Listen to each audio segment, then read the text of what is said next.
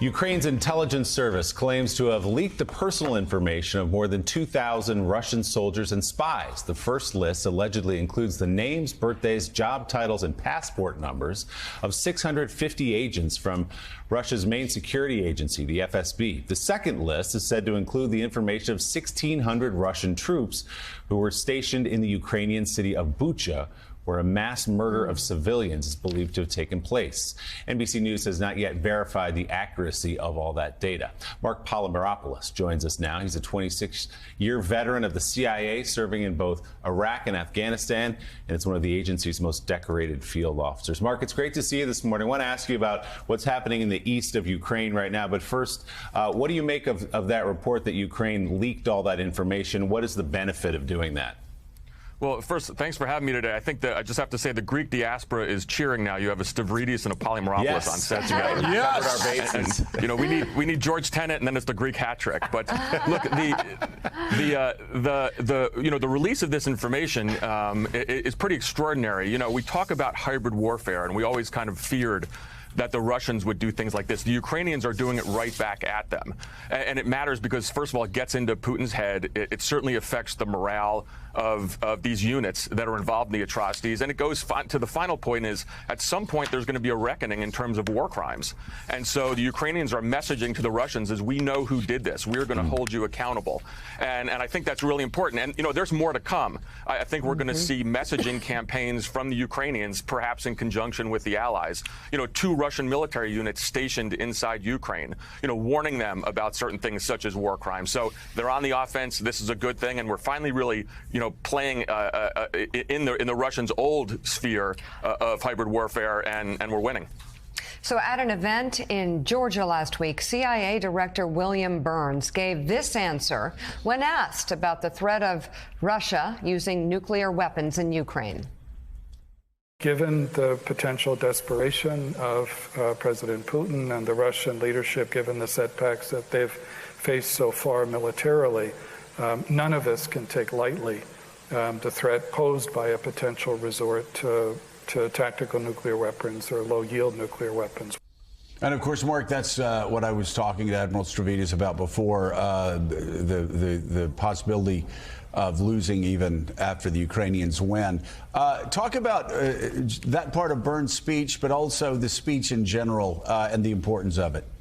Sure. So last week, you know, Bill Burns, you know, made what is in essence his first public speech. I think that, you know, what you just relayed before got a lot of play because he gave, a warning about the potential use of tactical nuclear weapons. And look, when Bill Burns talks, you know, we really have to listen. But he also went on to say that we haven't seen signs of any movement. So I think that the U.S. intelligence community is going to be laser focused on taking a look at, you know, the Russian capabilities, land, sea, and air, how they would employ these tactical nuclear weapons. We haven't seen movement yet, and that's a good thing.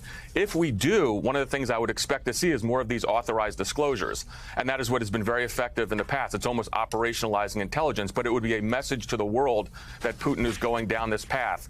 Certainly, it's going to be a warning to Putin, but there's another side of this too. I also think that it's going to be a message to China because, you know, President Xi and China don't want to see this conflict go nuclear. So perhaps, you know, it will almost be kind of reaching out to China and saying, you know, put some pressure on your client state. So I'd expect these authorized disclosures if we see this kind of movement. But look, you know, Burns makes this warning, and you know, this is one of the most respected figures in the national security establishment. We should really listen to him. In terms of the speech itself, it was remarkable. You know, he laid out the kind of the short-term challenge of Russia. He talked about Putin. He said he's an apostle of payback. What a line! You know, he talked about the long-term challenge of China. And then there's 2 other key points on this. He talked about how for the U.S. Operational capabilities, human intelligence, what I used to do, you know, we are faced with what's called a ubiquitous technical surveillance environment, which means it's harder to run human intelligence operations. The CIA has to adapt.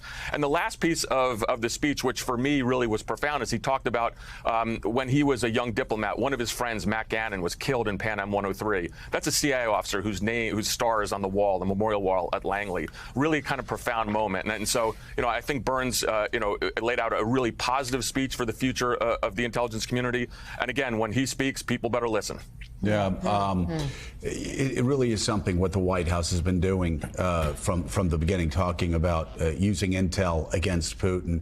First of all, saying he's going to invade when all of our allies, and Zelensky was saying, no, he's not. Stop panicking.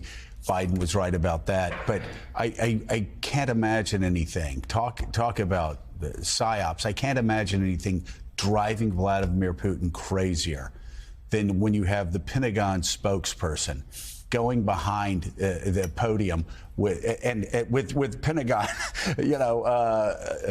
a sign behind him saying, this is what's happening in the Russian military now. These are the problems they're having. This is why their operation in the Donbass is going to be slow for a while. They've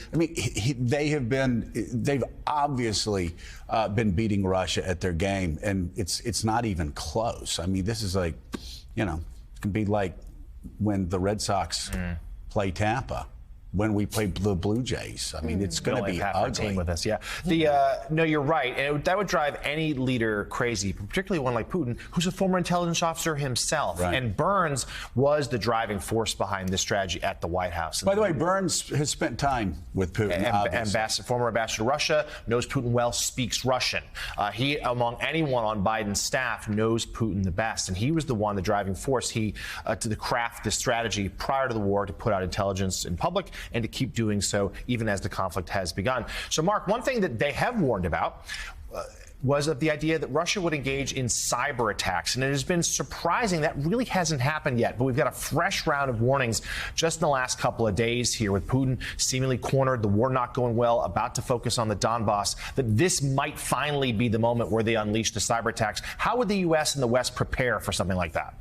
Well, I think we have, and I said, it is curious to a lot of us who are outside of government now as to why this hasn't occurred. But I also get a sense that perhaps there's some things we did put our defenses up, and so I wouldn't be surprised, in the weeks and months to come to understand that, or to learn that the U.S. has actually been pretty good in thwarting Russian cyber. One of the things that the Russians were very effective at, over the years is using offensive cyber operations when our guard was down. This happened certainly in Europe, in Ukraine, when they took down kind of the power infrastructure, and of course in the United States in the past. So I think we've all collectively gotten better. But I get a sense that we've done a lot of things behind the scenes that we don't know about, and we'll find out down the line. But kudos to Cyber Command and those who have really kind of taken this as their mantra. Mark, thanks for being here. Thank you.